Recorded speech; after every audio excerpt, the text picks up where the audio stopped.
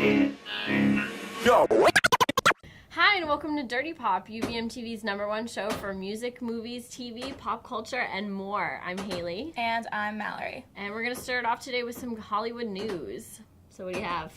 So last night was the Kids' Choice Awards for everybody under the age of 13. JT won Best Male Singer, Selena Gomez won for Best Female, and Jennifer Lawrence... A lot of competition, I bet. For Selena Gomez, nothing. Jennifer Lawrence won for Best Leading Lady, as she should. She should win Best Everything. Perfect. Yep.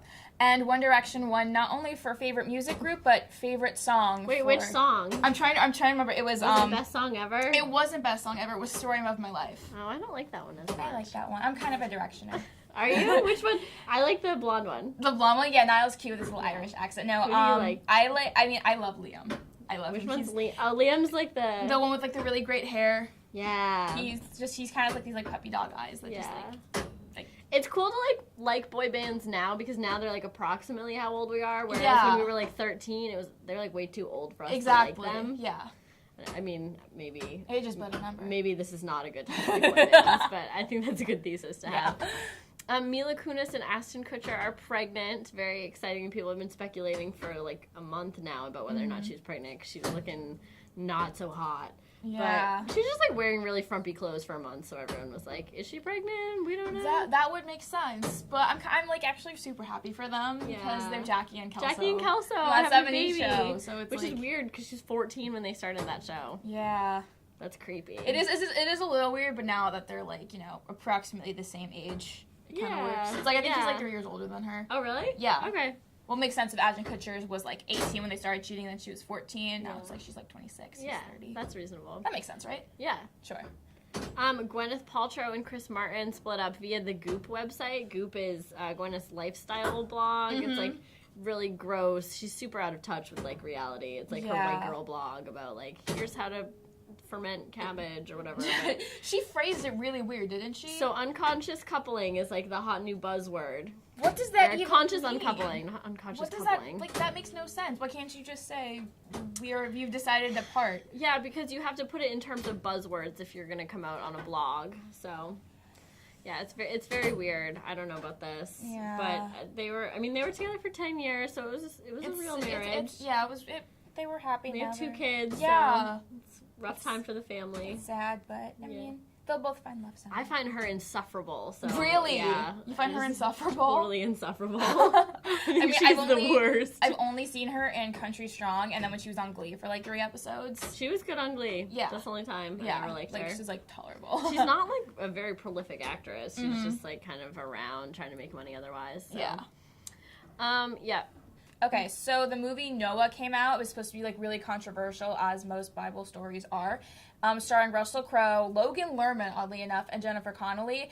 It got over $44 million just in the first opening weekend. Really?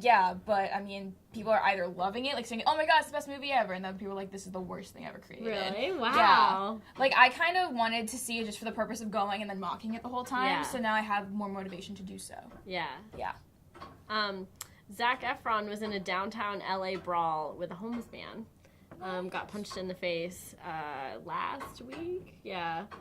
That's so sad. I did not hear about this. People are speculating about whether or not he was drunk. He says he wasn't drunk. He was spotted the next day and it was very sober apparently. But there's some speculation about whether he's been off the wagon. So life has just gone downhill for Troy Bolton, hasn't it? I know, but he said that he's 100% ready for a new High School Musical. So we'll see. Yep. Speaking of teen sensations, Justin Bieber stated this week that he now wants to be a model for Calvin Klein. And he proved his desire by posing in his underwear on Instagram, after which his, 12 million 12-year-old fans were like, "Oh my God, Justin, you're so hot. You're like the best thing ever. Of course, you should pose for Calvin Klein. You should pose for every model because you're amazing." Huh. Yeah, I don't think he can do it. I mean, because my personal opinion that the greatest looking man of all time was Mark Wahlberg when he was a Calvin Klein model. True. True, I agree. So I just feel like, comparing that to Justin Bieber, Justin Bieber, now, he's he's a fairly good-looking kid, but But the more hideous tattoos he gets, the longer it's going to take to cover them up for him to be in underwear ads. Yeah. I feel like everybody should probably keep that in mind before he gets more, weird, Korean characters Yeah. tattooed on him. If he's even serious about it, he could just be Yeah, asking for more picture attention. vaguely spiritual things. Yeah. Catherine Webb is engaged. So Catherine Webb is the girlfriend, well, now the fiance of the Alabama quarterback who was involved in that. Do you remember that scandal last year? Yeah. During the bowl game when all the announcers were, all the creepy old dude announcers were talking about how hot she was. She's like pretty hot, but yeah. But I mean, there's a time and place for that. Yeah, Not on live TV. They're now engaged. She's 24. He's 23. So that should be a long-lasting marriage, and we wish them the best. Wow, could you say that with less seriousness? I mean, it was announced this week that Skidmore College is going to be offering a class on the rise and fall of Miley Cyrus. You go, Skidmore.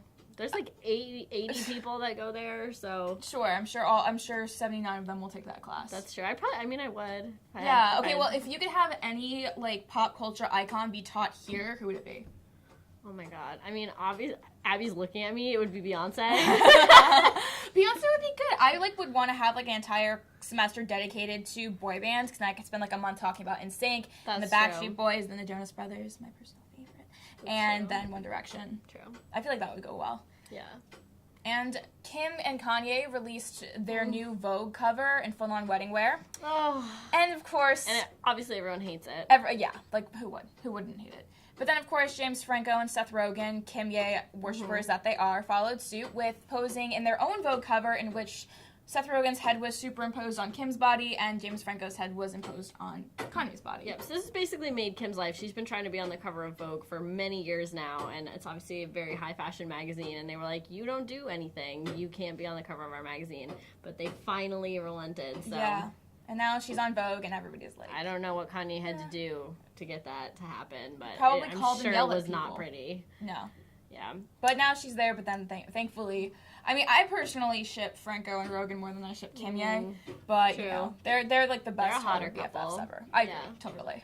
Coming up next, we have a preview of the new American Horror Story Freak Show with Abby.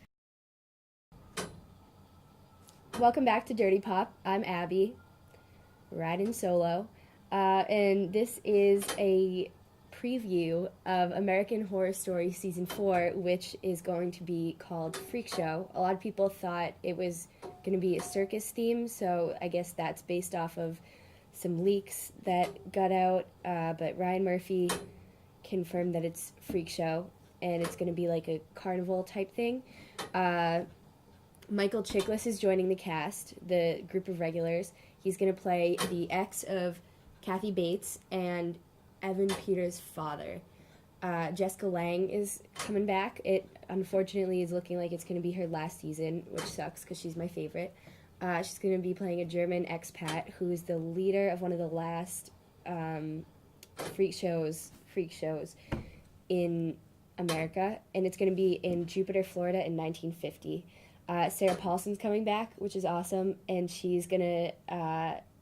I guess she's learning a new skill, which is probably like a trapeze artist or something like that.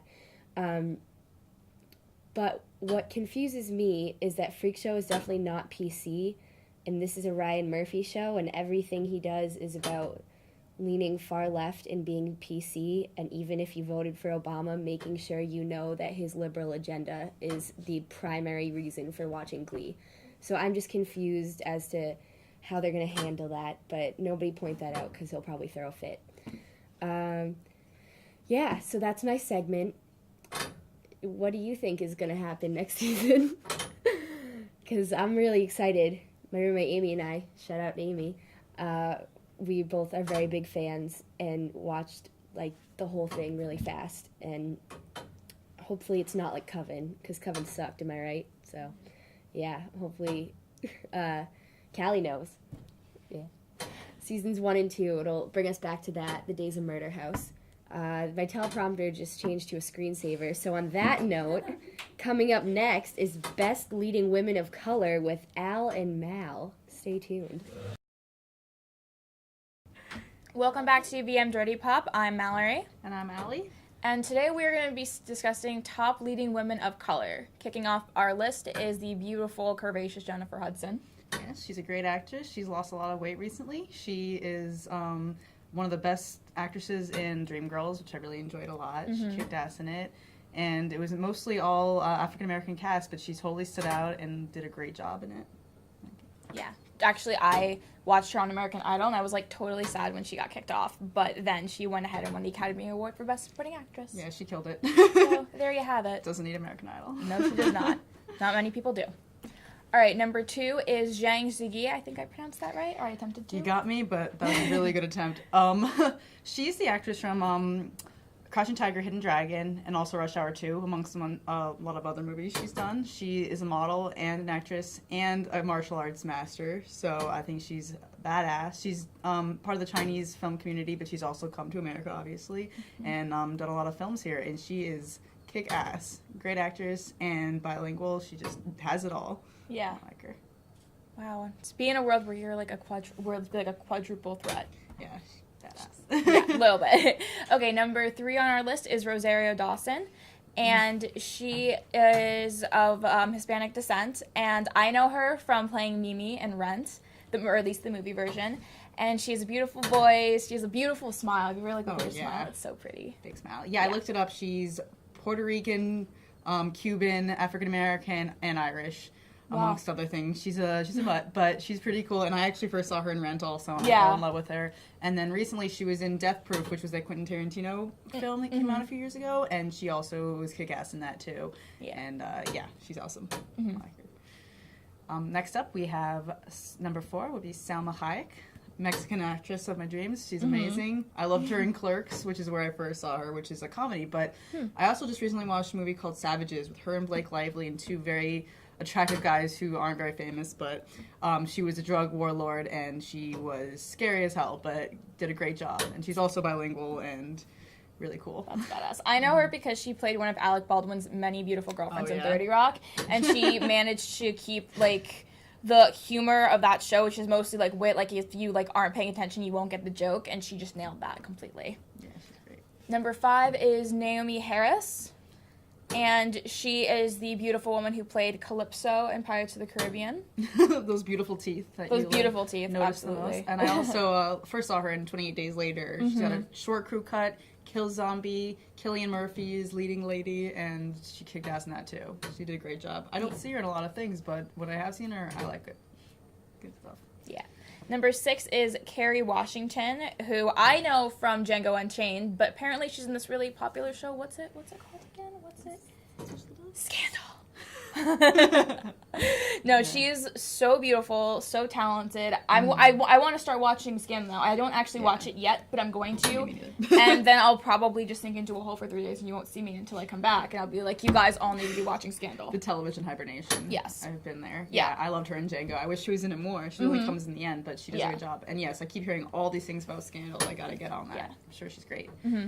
Next up, we have Angela Bassett, who is, speaking of American Horror Story, one of the leading ladies in there. She's scary as hell. But the first thing I ever saw her in was a Catherine Bigelow movie from the 80s with Ralph Fiennes called Strange Days, which was such an obscure film, but she also was really good in that too. She like stole the show, and Ralph Fiennes is a pretty famous guy, so I like what she's doing, and I'm glad she's still like around and acting. I personally think she is like the definition of fierce. Yes. I mean, if you see her, and I mean, okay, so Coven wasn't good, but she was. Yeah, that's good. Next up, we have Sofia Vergara. Is that how you pronounce it? Sofia Vergara. She plays Gloria on Modern Family. She is of Colombian descent, and she's so beautiful. I love her so much. It hurts sometimes. She's got a great accent. Yes. Next up, we have Raven Simone. I'd never really watched that So Raven, but from what I've heard, she does a good job. She was fantastic. Personally, I like her because that So Raven covered stuff that isn't on Disney Channel anymore. That covered, like, you know, eating healthy, dangers of smoking, and racism, which I thought was awesome. Before, so Lost All Class. Before Disney just went downhill, she was the best thing on there. And rounding out our list is the beautiful and talented Mindy Kaling. You will know her from The Office as well as her own show, The Mindy Project. She is hilarious. She's amazing. Just super great at everything she does. She's my spirit animal. I love her so much. Funny chick. Great representation of the Indian community. Absolutely. So that's it for us. Coming up next is a recap of Girls with Abby and Hailey. Stick around. Hi, and welcome back to Dirty Pop. I'm Hailey. I'm Abby. And the Girls Season 3 wrapped up last weekend. We should talk about it. Yeah. Do you want to talk about it? Yeah. Let's talk about it a little. Okay. So, I love Girls, and this has been my favorite season yet. I don't know how you feel about it. No, same. And the thing is, my friends Kat and Amy, you know them. You know Yeah, Kat I and know. Amy, yeah. What's up, Kat and Amy? They're probably not watching. Both Kat and Amy gave up on that show because they're just like so narcissistic. Not Kat and Amy, the characters are so narcissistic. But I really think got so good. It got so good. It got so nuanced. Like, it's so real. It's so much better than the other seasons. Yes. Like, so much Ray more and happens. Marnie, what's up with that? Yeah. Okay. So I made a little list of Me some too. of my favorite moments from this season. So first one, weekend trip. I think it's like episode 7. Such a good episode. Like, it finally comes to a head. Like, all these issues. They that brought have. Elijah back. Yeah, they brought Elijah back, and it finally comes to a head. All these issues that the girls have with each other, because they would not. It doesn't ever seem like they would be friends. They're the four most opposite people on Earth. They all suck in their own ways. They like very infrequently have redeeming qualities, but they stay together all the time. Maybe for these reasons that we don't really. Which character do you identify with most? You have to pick one. No, but like I was like in the middle of talking. Oh yeah.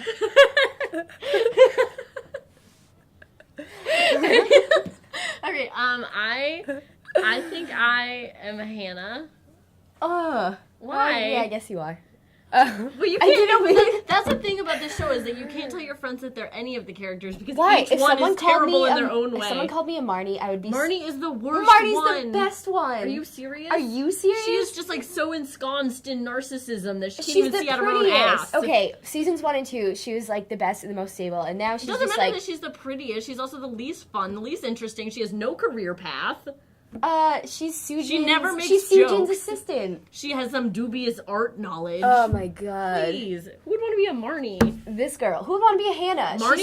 Marnie is plain at yogurt. David's funeral, when she's just talking about her book deal, you want to be that narcissistic? Yes. That if you're ever at my funeral, That's and like so real though. If you went to like your book editor's funeral, wouldn't you be wondering I about would at least the fake future of your grieve book? and then afterwards ask about my book. I know, but that's what makes her so good is that she's saying all the things that you like are not even She socially does not comfortable deserve. enough to say. As Blairta from the SNL skit making fun of girls said, she does not deserve Adam. That's actually also the best SNL skit of all time. Yes. With Blurta. You too have old cow disease.